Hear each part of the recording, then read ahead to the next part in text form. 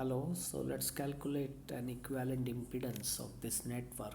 So we see that between terminal 1 and 2 you have a series connection of resistance and inductor, and across that you have a capacitor in parallel. So you can calculate Z in, which is an input impedance or an impedance, simply looking at in between the terminal 1 and 2.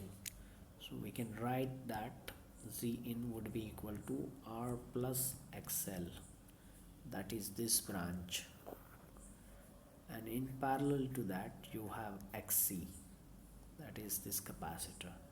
So you can simplify this: R plus XL multiplied by XC divided by R plus XL plus XC.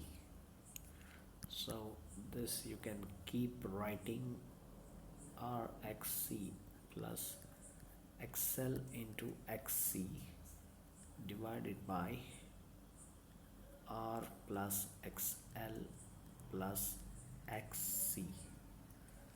So XL is 2 pi FL, XC is 1 over 2 pi FC.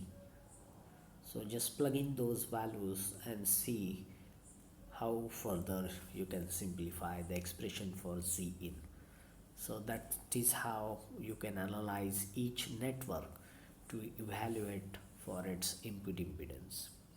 Remember, for XL you can also plug in omega L, which is omega is angular frequency, and for XC you can always plug in 1 over omega C. That's the reactance of the capacitor. Omega is the angular frequency. So hope you like this video.